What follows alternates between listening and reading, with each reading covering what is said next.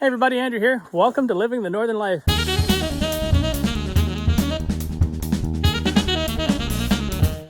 I don't know if you can see it or not, but there are a pile of flies flying around me out here. I might have to put my long sleeve shirt on. Just out here looking at some of the poplars that we need to get here. If I need to clean up any of the ground before we can get to the trees, or can I just start dropping them? So we have this big guy, the one just behind it, and then the one just over here. Here, let me turn around. So we have this big guy, the one just behind it, and then this one over here. I think I've pointed to the right one.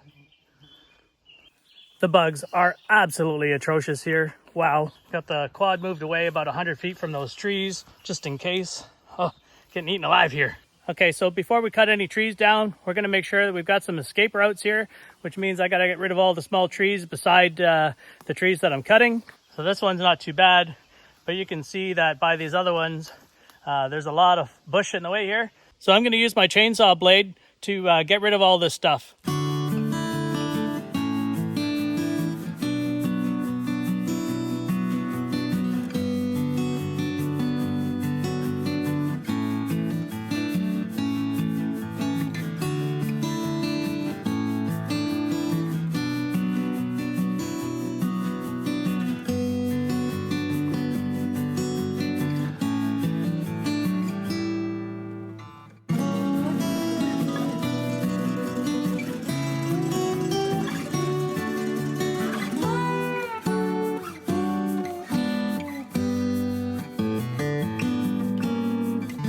Bought a new bar and chain for the chainsaw here. It's time for a little bit of chainsaw work with the MS-290.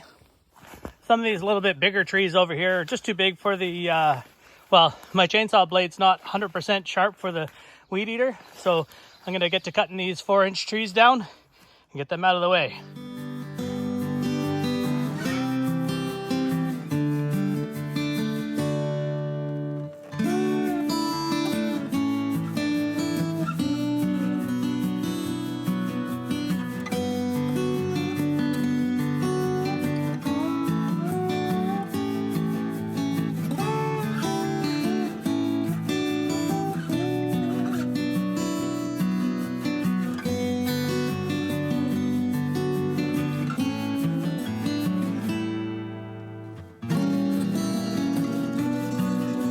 Okay, so those little trees are all, I got one more here to take down.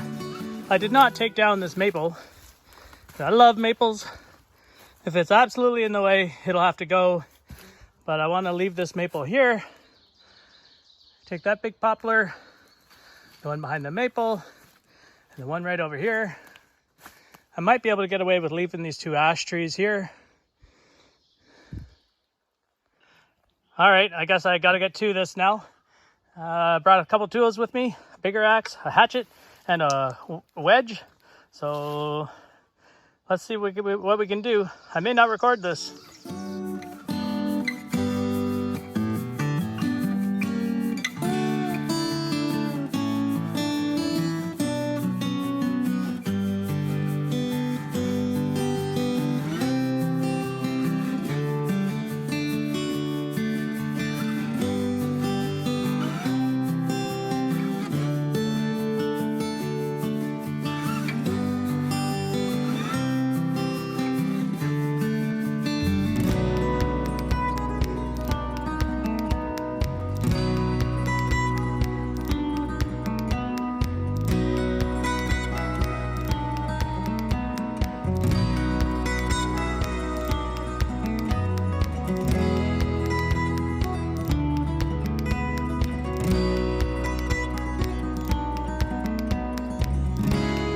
Okay, so that's one big boy down.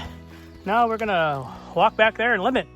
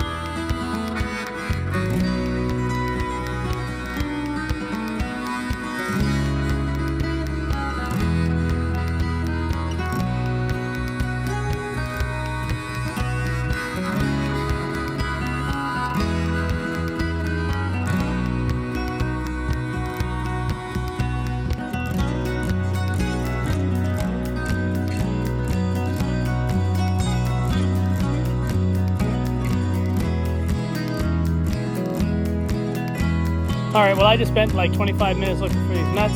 I went to my stepfather's place. He's got this magnet. Hopefully we can get this thing done real quick. I dropped both of them thinking, well, you know, like I'll catch them before they ever fall off, but nope.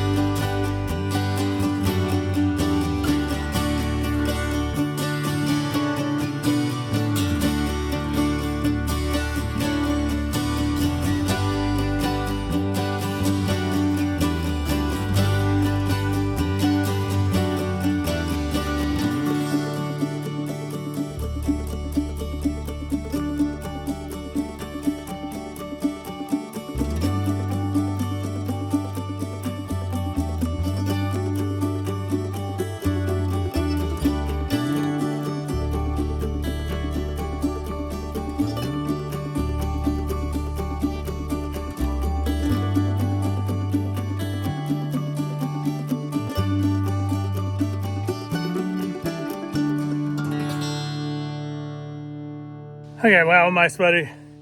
Okay, so I used my stepfather's little chainsaw here. It's got a fuel problem by the sounds of it.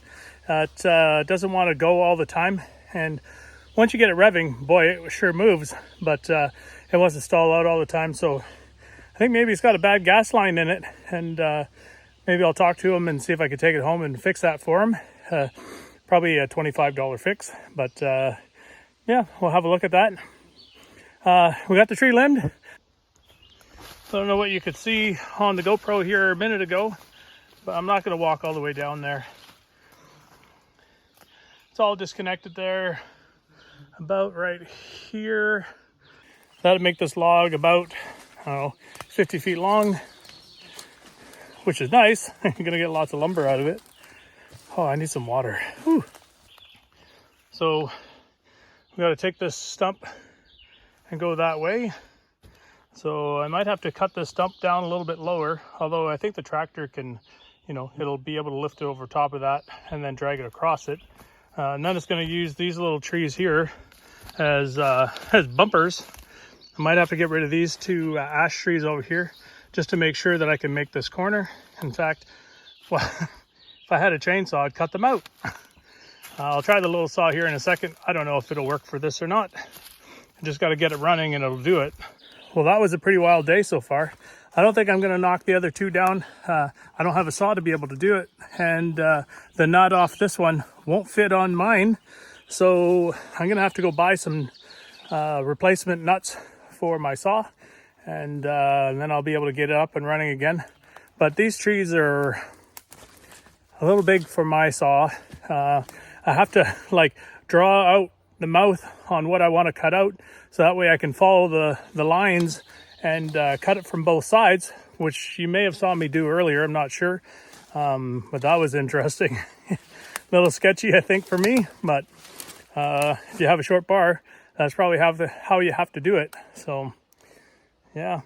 I mean, it turned out all right. I'll show you the butt. So, I have a nice, even wedge in there, or hinge, right? You can see that I was a little close in the middle. But, I mean, it's a solid wedge all the way through, and it's even, so I feel like I did a half decent job at that. I'm going to spend a few more minutes looking for this other nut. I found one, but I can't find the other one, not even with the magnet. I actually didn't find the first one with the magnet either. I guess I just brushed stuff away. I don't know if the magnet's not quite strong enough or what, but I think that me finding this nut in here is slim to none. Well, over the last couple of weeks, I guess I learned a couple things. Always have spare parts, have a spare bar, spare chain, and spare nuts to hold it all on in case you lose one. Yeah, it's already 1 o'clock on Saturday. I don't have any saws. Everything's closed. Like the places where we buy our still stuff is all closed. You can't get these nuts at like a hardware store or anything like that. So it has to be a still or Rasol Nuts and Bolts in Sudbury, but it's closed. So I'll have to look during this week while I'm back at work, and we'll go from there. All right, guys, if you're not a subscriber yet, hit that subscribe button to follow along. It doesn't cost you a thing, and it sure means the world to us. And until the next one, keep living the Northern Life. Thanks for watching Living the Northern Life. Follow us on Instagram, Twitter, Facebook, and our website. Remember to click subscribe, click that bell notification, and give us a thumbs up for the videos you like.